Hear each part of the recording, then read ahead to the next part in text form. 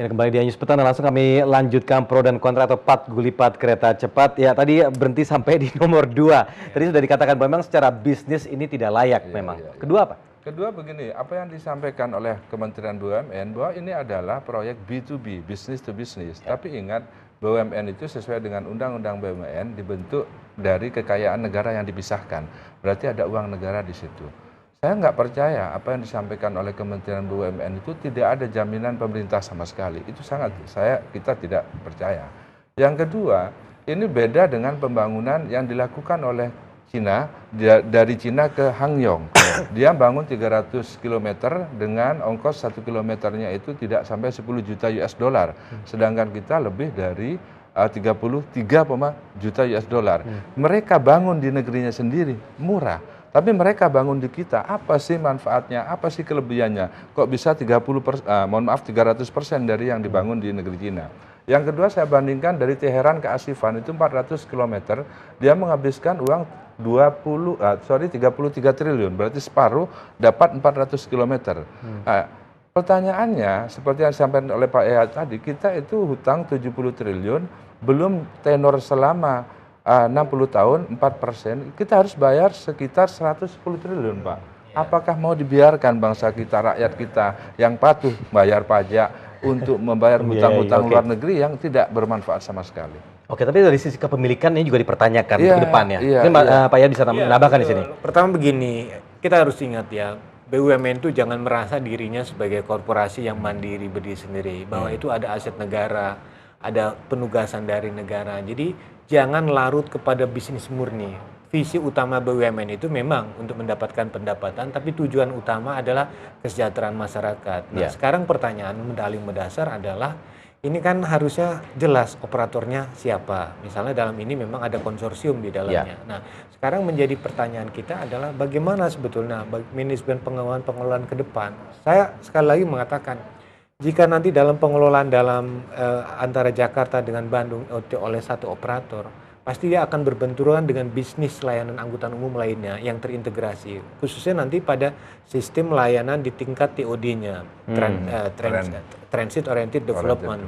Jadi di sini yang paling penting adalah bagaimana mekanisme interaksi antar moda itu di dalamnya, karena berbeda operatornya. Jadi sekali lagi saya mengatakan bahwa kajian, kehati-hatian itu betul-betul menjadi landasan filosofi kita dalam bekerja. Nah, Anda melihat nggak ada keterlibatan atau keinginan dari beberapa orang yang bergerak di industri properti melihat hal ini? Ya, itu saya hanya mengatakan satu, jangan ada dusta di antara kita. Karena sekali lagi saya mengatakan ada potensi lahan yang akan dirubah statusnya ya dari perkebunan. Dan alasan perusahaan negara yang di sektor perkebunan mengatakan tanahnya tidak subur. Apakah tanah yang tidak subur atau pengelolaan yang kurang kreatif misalnya ya kan? Ya, jadi dalam hal ini sebetulnya subur tidak subur ada fungsi lain yang kedepankan, yaitu fungsi keselamatan lingkungan dan hidrologis.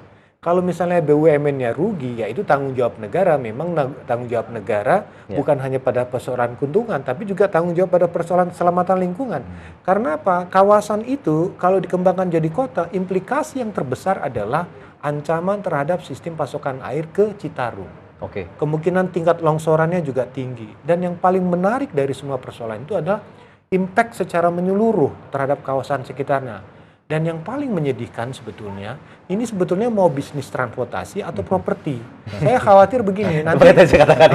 Jadi begini, yang dikhawatirkan sekarang itu adalah ketika ini dianggap gagal, kolaps, orang nanti berpikir pada konteks propertinya.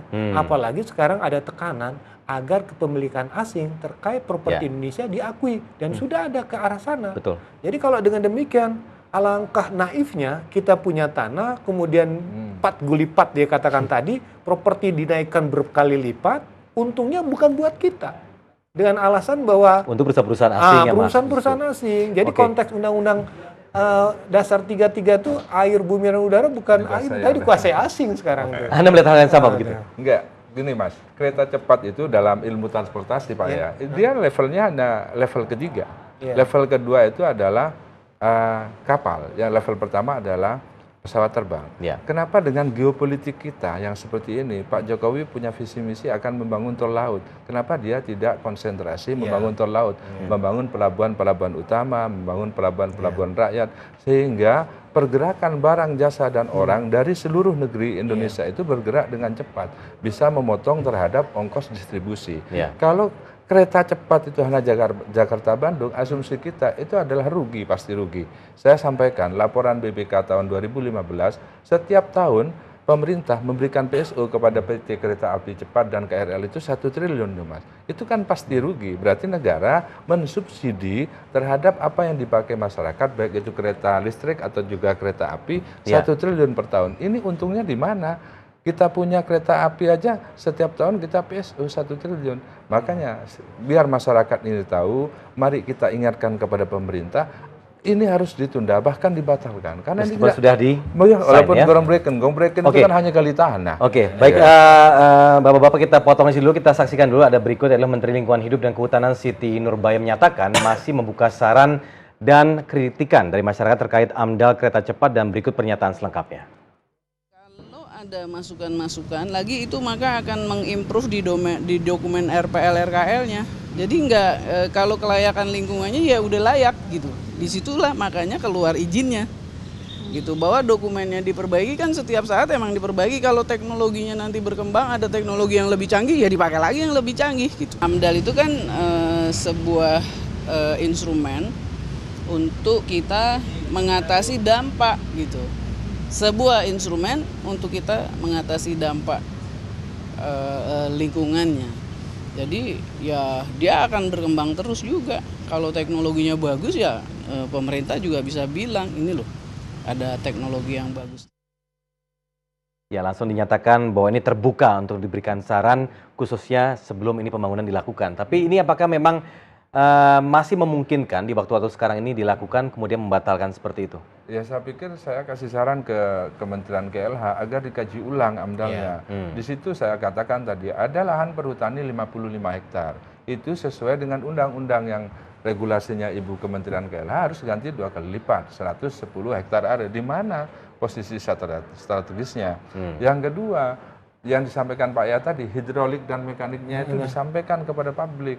Jangan sampai begitu violate, begitu gagal, negara yang wajib bayar. Kita tidak ingin pemerintah ini terbebani membayar hutang. Gitu loh, Mas. Nah begini, saya juga mengingatkan kepada Menteri Lingkungan Hidup dan Kehutanan ini satu, dalam proses ini ada beberapa pelanggaran terkait dengan tata ruang. Bahwa kawasan yang kita lewati itu adalah kawasan lindung. Kawasan lindung ada di dalam hutan dan di luar kawasan hutan. Nah, di sini ada kawasan lindung untuk resapan air dan ada kawasan lindung untuk geologinya. Jadi wilayah bencana itu adalah kawasan lindung. Jadi setiap pemanfaatan dan pengaturannya itu harus betul-betul memperhatikan kondisi lingkungannya dan memperhatikan aturan yang berlaku. Pertanyaannya, kalau di situ ada gempa, di situ ada gerakan tanah, di situ ada tanah longsor, apakah pemetaan lokasi itu sudah terinformasi belum? Dan sistem teknologi apa yang dipergunakan kan belum terjawab. Rancang bangunnya apa? Dan dikatakan bahwa jika ini menjadikan pilihan harusnya Jawa bagian selatan lebih diprioritaskan khusus untuk kereta cepat ini. Menurut Anda bagaimana? Iya, jadi menurut saya misalnya wilayah utara tadi sebetulnya konsep sebelumnya di tahun 2003 dan tahun 2000 berapa itu sudah ada pengembangan percepatan untuk kereta api cepat itu untuk Jakarta, Surabaya. 400 km. Itu lebih relatif lebih menguntungkan ya kan. Jadi dalam hal ini kita berpikir kereta yang terlalu pendek itu tidak efektif sebetulnya. Jadi kecepatannya pasti bukan 200, mungkin sekitar 200-an lah kan dengan kondisi ini. Nah, yang kedua, status terkait dengan tata ruang. Adalah status tentang stasiun awalnya nih, stasiun awal di Halim Perdana Kusuma. Mengacu kepada tata ruang DKI Jakarta, Halim Perdana Kusuma adalah kawasan khusus. Pertahanan keamanan. Artinya kalau fungsi pertahanan keamanan terganggu oleh fungsi ini itu melanggar Perda. Kemudian melanggar PP 68 tahun 2014 tentang wilayah pertahanan. Bahwa harus ada izin Menteri Pertahanan Keamanan. Ini izin kan belum ada. Saya bayangkan nih TNI AU udah pesawatnya tua, anggaran terbatas, wilayah pertahanannya diambil lagi tanahnya. Jadi bagaimana kita mengembangkan sebuah visi untuk mempertahankan wilayah pertahanan dan keamanan, bagaimana TNI juga bisa berkembang. Saya kira ada baiknya dan yang memberi izin perlu hati-hati loh. setiap pelanggaran di tata ruang, pejabatnya kena sanksi. Nah, itu perlu diperingatkan. Baik, ini tidak hanya ditunda, berarti sebaiknya dihentikan. Dihentikan. Oke, baik Pak Nizar dan juga Pak Yayat, terima kasih banyak telah bergabung bersama kami di sini. Sama-sama. Semoga kita lihat apakah memang kritikan baik itu Semoga dari kita, didengarkan aja. dari masyarakat juga yang lain bisa didengarkan. Kita lihat ke depannya. Terima kasih sekali lagi. Terima kasih.